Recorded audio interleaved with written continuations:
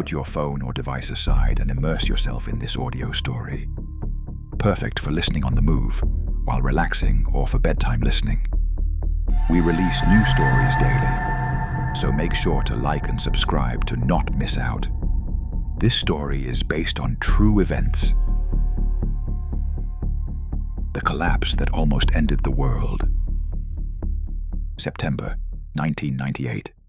Behind the sealed doors of the New York Federal Reserve, 16 men gathered in absolute secrecy. Not politicians, not regulators. The CEOs of America's largest banks. They had 72 hours to save the global financial system from complete annihilation. The threat? Not a war, not a terrorist attack. A single hedge fund most people had never heard of. A fund run by Nobel Prize winners. Genius who believed they had discovered the holy grail of finance. A way to print money with mathematical certainty. They were wrong, and their mistake nearly dragged the entire world economy into the abyss. This is the story of long-term capital management, the hedge fund that became too brilliant for its own survival.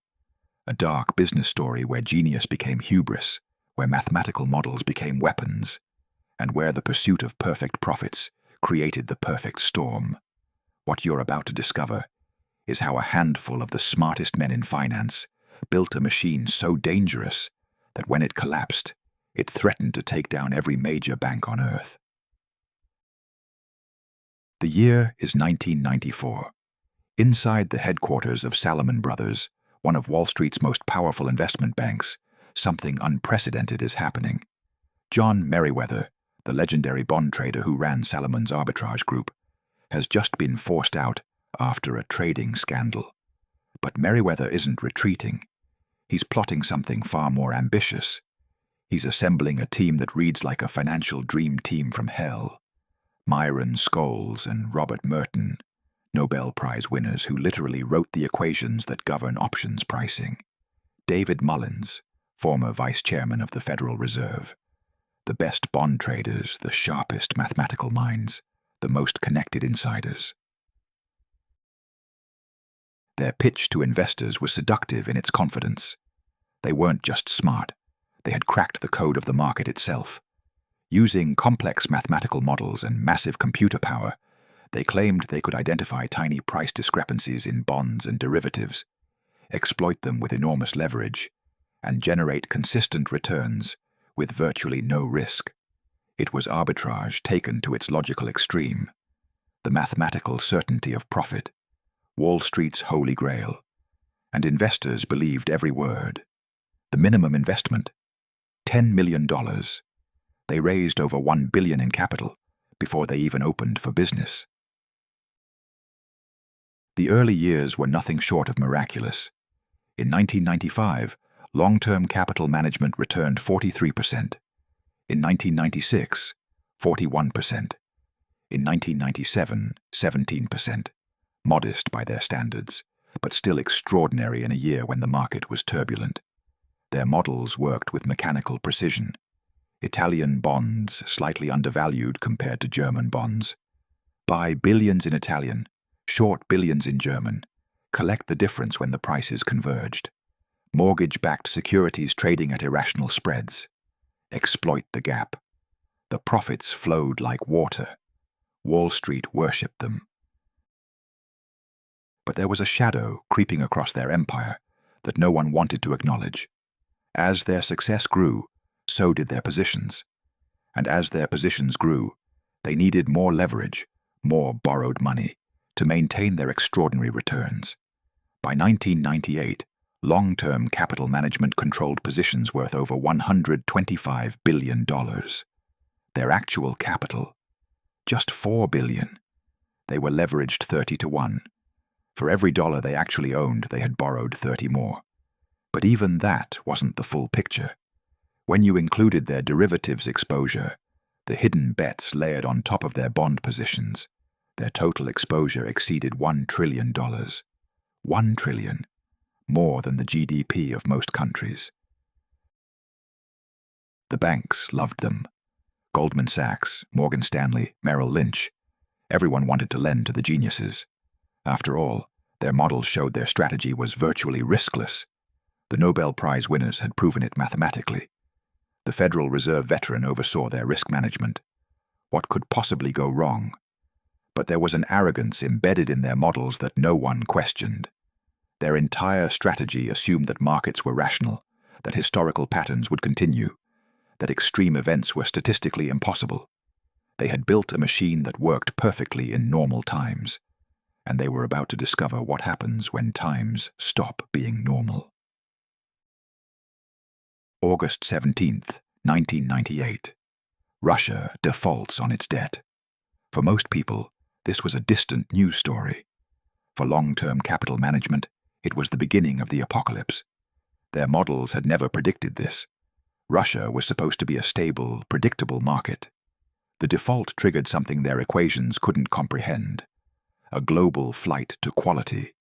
Suddenly, investors around the world panicked. They dumped anything risky and fled to the safest assets they could find: U.S. Treasury bonds. Every single one of long-term capital's carefully constructed arbitrage positions moved against them simultaneously. The spreads they were betting would narrow, instead widened violently. Italian bonds they owned plummeted. German bonds they had shorted soared. Mortgage securities collapsed. Everything that was supposed to converge diverged.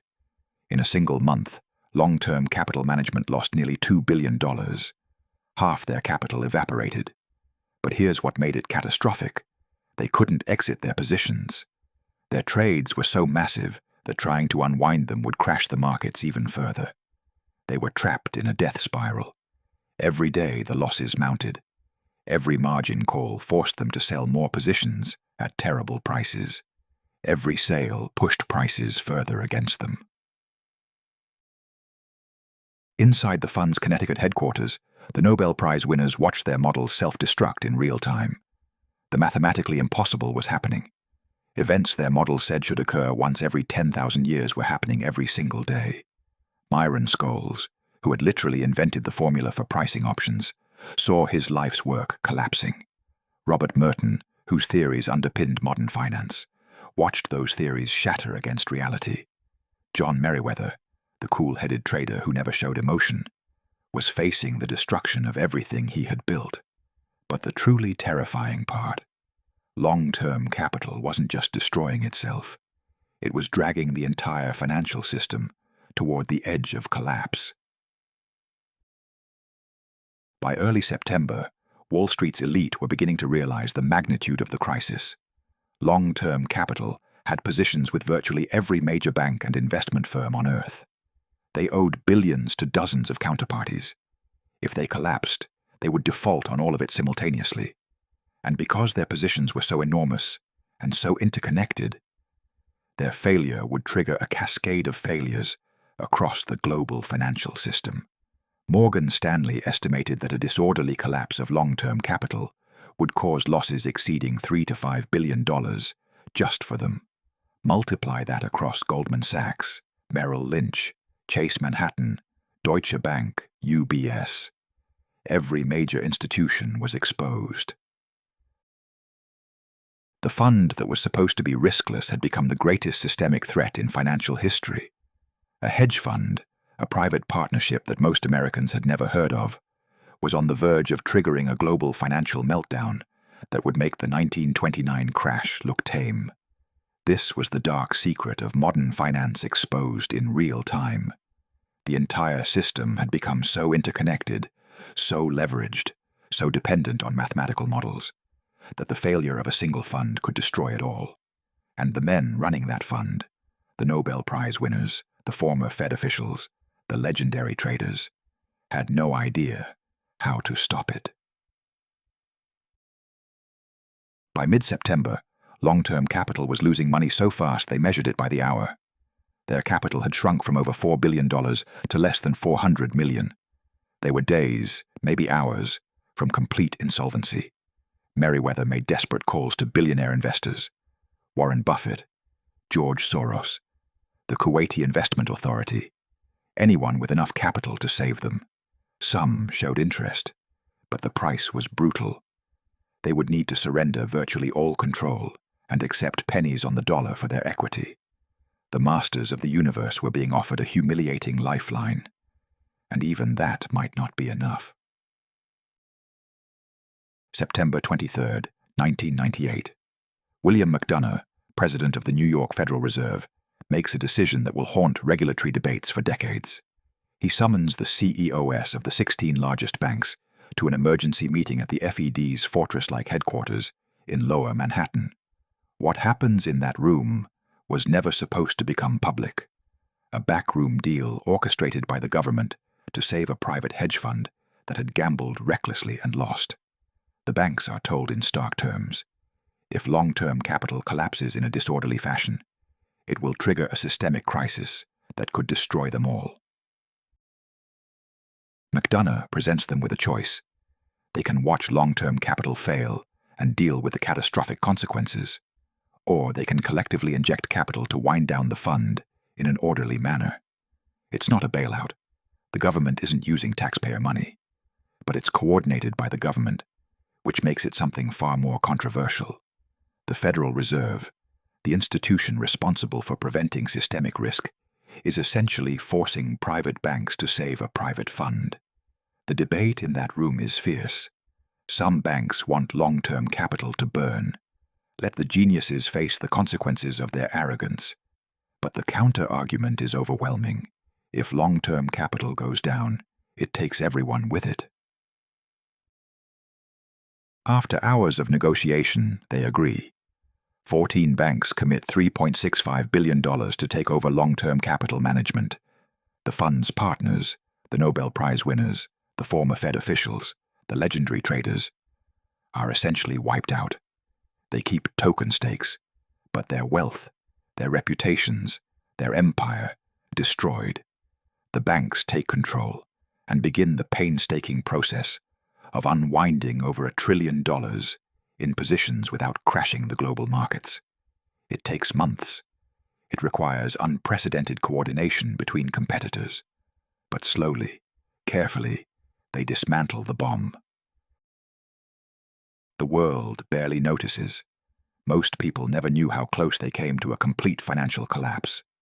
Your retirement funds, your bank deposits, your savings, all of it was hours away from being frozen in the largest financial crisis since the Great Depression.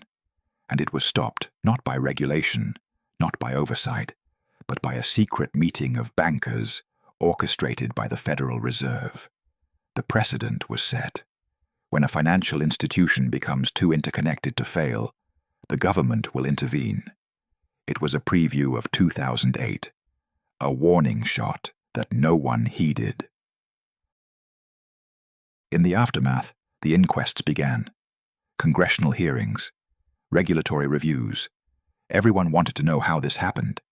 How did Nobel Prize winners, the smartest people in finance, build something so catastrophically dangerous?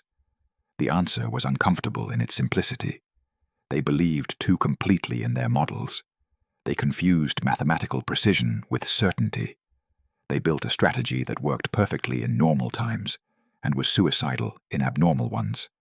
Their models assumed that extreme events were statistically negligible. But in finance, extreme events aren't negligible. They're everything. The human factor was even darker. Hubris.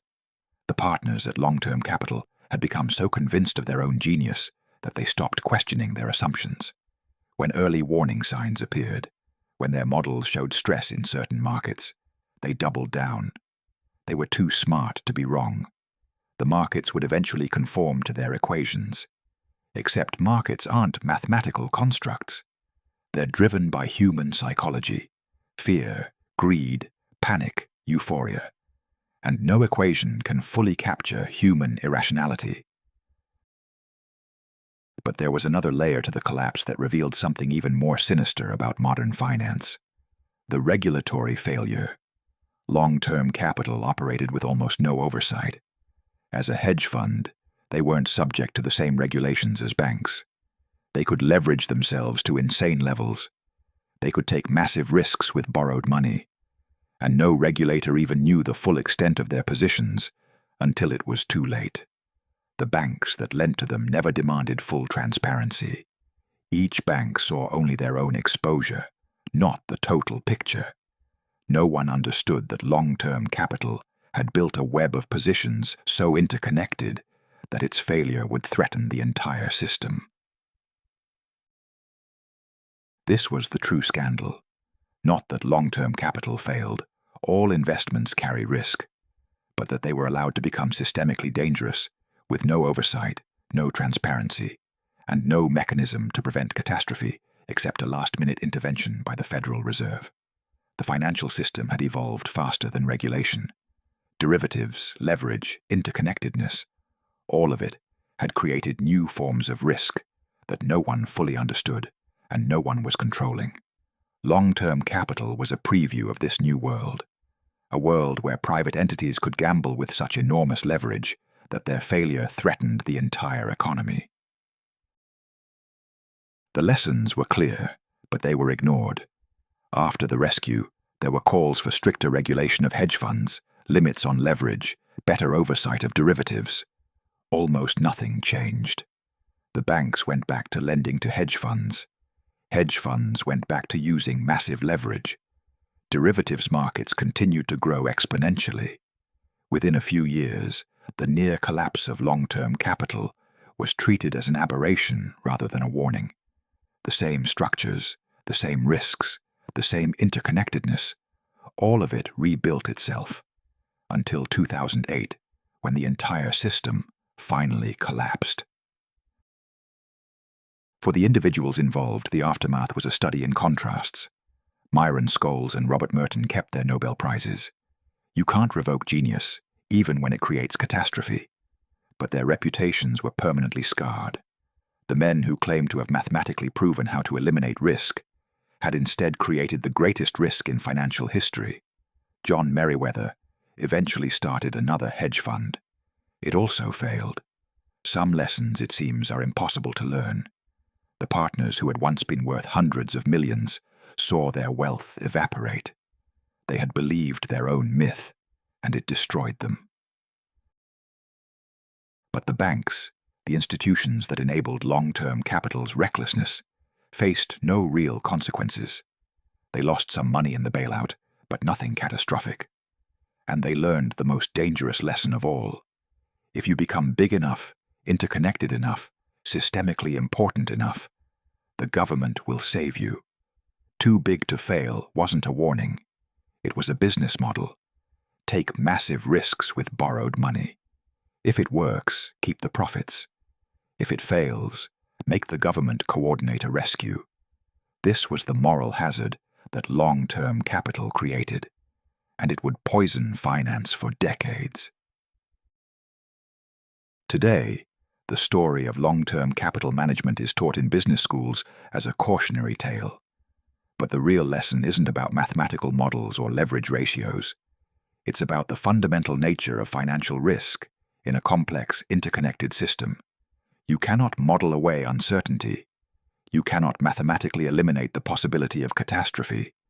You cannot build a system so smart that it's immune to human psychology. And when you try, when you convince yourself that you've discovered the holy grail of finance, you build a bomb. The hedge fund that nearly collapsed the world wasn't brought down by stupidity. It was brought down by brilliance, by men so smart they stopped questioning their assumptions, by models so sophisticated they created an illusion of certainty, by leverage so extreme it turned small losses into extinction-level events. They didn't fail because they didn't understand mathematics. They failed because they forgot they were dealing with human beings. And human beings, in moments of fear and panic, don't behave like equations. September 1998. 16 men in a secret meeting at the Federal Reserve. 72 hours to save the world from a hedge fund. They succeeded, but the machine they saved continued running. The leverage continued growing. The interconnectedness deepened. And 10 years later, when the system finally collapsed, there was no secret meeting that could stop it. The bomb that long-term capital showed us how to build finally detonated in 2008, and the world is still dealing with the aftermath. This is the dark side of genius, the price of believing you've conquered uncertainty, the cost of building systems too complex to control and too interconnected to fail safely. Long-term capital management thought they had discovered the future of finance. Instead, they discovered its fragility, and somewhere in the shadows of Wall Street, the next genius is building the next bomb, convinced this time will be different. It never is. Subscribe and listen to our next story below.